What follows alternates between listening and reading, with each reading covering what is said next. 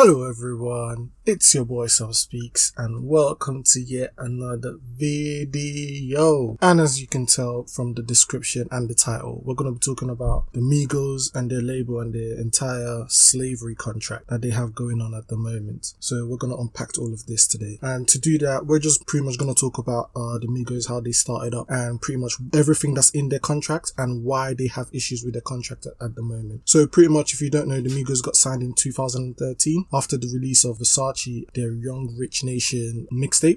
They had a lot of success in 2018, 2017, being one of their biggest years. They pretty much released a bunch of songs. They had the success of the number one single, Bad and Bougie, from the Culture 1 album. And then later on, they had from the Culture 2 album as well. Pretty much so far, they're accusing the label, QC, Quality Control, they're accusing the label of stealing money from them. And to understand why this is coming out at the moment, you need to understand what's going on with the Migos right now in the culture. So far in 2020 right now, I have to be honest, the Migos are falling off. All three of them. You have Quavo, Takeoff and Offset. They are falling off. The recent albums that they released after Culture 2, all of them flopped. All the singles flopped. The album with Travis Scott, Quavo had with Travis Scott, that also flopped. You have to understand that how do you have the biggest group in the world right now who are really popular, and right now they don't have a single song on the Hot 100. Not one song. Any song that goes on Hot 100 with the Migos ends up falling off. Now, for us to understand why they're falling off, we have to look at the Migos music. You understand what I'm saying? So the Migos right now, their music is oversaturated. They're not innovative. They are not conscious. They're not conscious rappers. They don't speak about a certain kind of subject matter that touches your soul and things that would,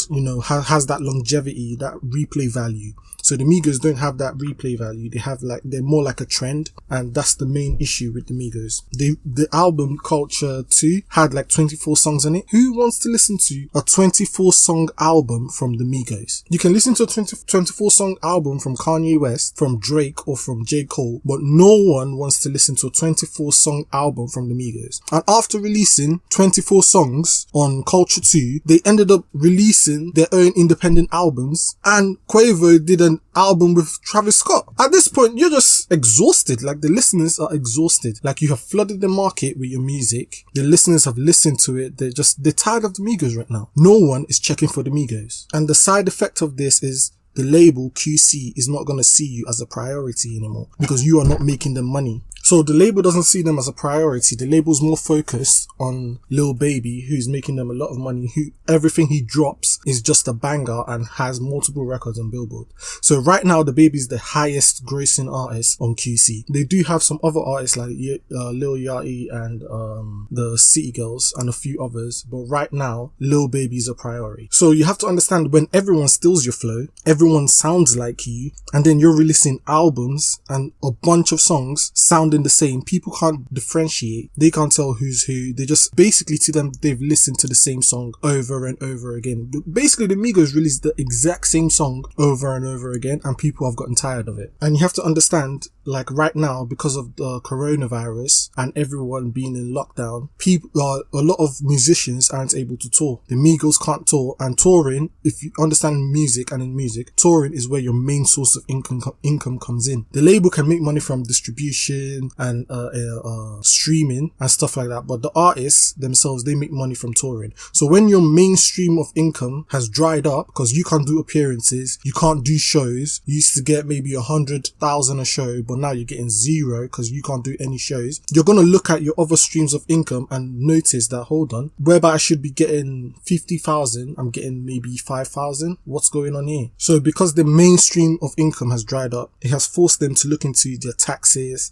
and their debt to the label, because the label has brought papers to them and said, hey, you owe us money. You understand what I'm saying? So this is really bad for the Migos, and it has forced them to look at their contract that they have with QC, and pretty much this showed them that QC is stealing from them. So pretty much we're gonna unpack this whole thing and find out if really and truly QC is stealing money from the Migos. So the lawsuit that they have with the label QC pretty much states that the Migos themselves don't have financial or business experience, and their lawyer Damian Granderson, who is also the label's lawyer, made deals on their behalf against their interest and was more looking after the interest of QC rather than looking after his own clients. So they stated in their lawsuit that this is a conflict of interest with having the exact same lawyer as the label, because then he is going to look after the label, because that's who signs his checks. The label is who pays the lawyer, and then he's still going to get paid from the artist, but his main source of income is the label. So if you look after the label, then obviously you're going to make more money in the long run. So pretty much the Migos, they said they expected him to act in their best interests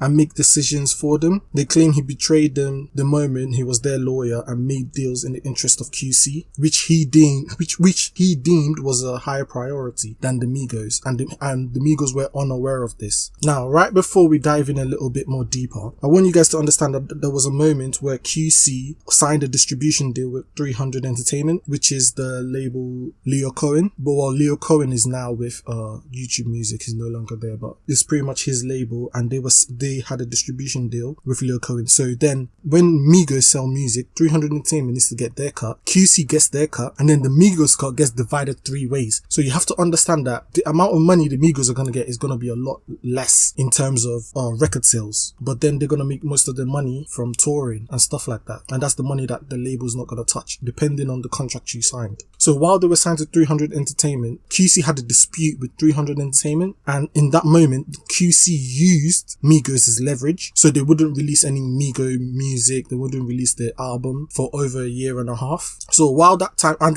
this was when the Migos were at the hottest, at that time they had released Fight Night, and they had the Dab, Look at My Dab, that whole song that was like a mainstream phenomenon at the time. So you had a lot of people doing the Dab, you had Beyonce doing the Dab, it was like a cultural thing. So that was when the Migos were pretty much reaching that mainstream height, and pretty much 300 Entertainment were in dispute with QC, and QC used the Migos. So they said, okay, if you're not going to give us what we want, we're not going to release any Migos music. So pretty much it was until QC had left 300 Entertainment and sorted out that whole situation, they had then gone to Capitol. That's when the Migos were able to release music, and then they had the hit that was Bad and Bougie. And then you know the rest of the story. So the documents in the lawsuit states that QC was profiting way more than the Migos. So in 2018, which was the height of their career, and they were making so much money at that time, they were on billboards, they had hit after hit, like the Migos couldn't miss. 2017, 2018, they were winning awards and all sorts. The lawyer, who was also the label's lawyer, Damien Granderson, pretty much negotiated an amendment to their deal, which triggered an extension to their deal with QC. So this was pretty much a very horrible deal. So at that time, they were supposed to be free agents.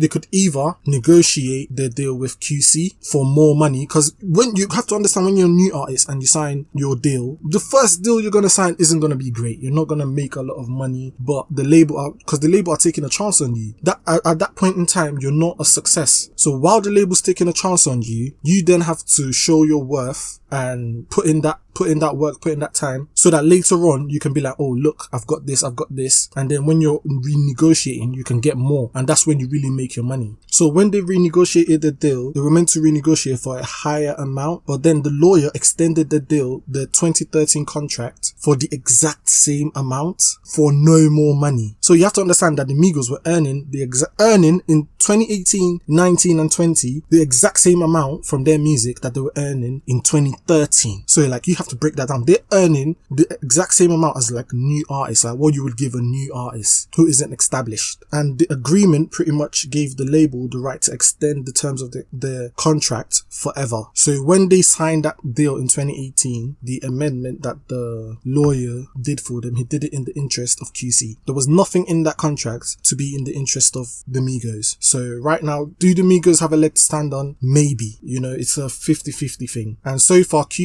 P, who is the founder of QC, the label, or co-founder, came out. He released a statement. The statement is going to be in the video. You can read it if you have time. You can pause the video and read the statement. So pretty much he's saying everything is negotiable. You understand? So they can renegotiate if they want. But what he really means by that is, if you want to leave, I'll let you leave, but you're going to give me my money. You understand? Like, if you don't understand street talk, He's pretty much saying, like, I'm gonna tax you to leave. You understand what I'm saying? He pretty much owns the Migos right now. He owns their likeness. He owns their releases. The Migos can't release any music, because when you're in dispute with your label, you can't release music, because then they have to decide who's gonna get what cut, who's gonna get paid what amount. That's why when Lil Wayne had this issue with Birdman, he couldn't release any music until that was sorted out. So if you're like, don't hold your breath for any new Migos music, like not even features. I don't think they can do features right now. The Migos are not releasing anything, not a damn thing. So like, it's a messed up situation. Like, on one hand, you have to respect the hustle of P, because then everyone's always happy when the musician gets won over on the label. We saw what happened between Frank Ocean and his label. He gave them a dummy album, and then the next day released the Blonde album with Apple Music and made like $20 million. You understand? We commend the artists when they do that, but we condemn the label when the label finds a way to finesse the artist. Like, you have to understand, at the end of the day, this is business. And they may have seen a situation whereby, they may have thought it was a situation whereby you're family and you think this guy's gonna look after you, but at the end of the day, he's looking after his own best interest and he's trying to make his own money. So that's the good thing about the coronavirus. It forces everyone to sit down. It forces everyone to look at the contracts. It forces everyone to look into the business, their lives, and see where they have been failing. Because I can imagine the Migos right now are like, hold on, I went from getting 500,000 a month to maybe 50,000 a month. Like, what's going on? You understand what I'm saying? And at the end of the day, you still got to pay your taxes. You still got bills. You still got debts. You still got all these things piling up. So you realize, I'm supposed to be getting more money than I am. And that's pretty much where it is right now. We hope the Migos can sort it out. Is anyone checking for more Migos music? I'll be honest with you, right now, I'm not. Like, they have to switch it up. I'm tired of the exact same flow, exact same thing, you know.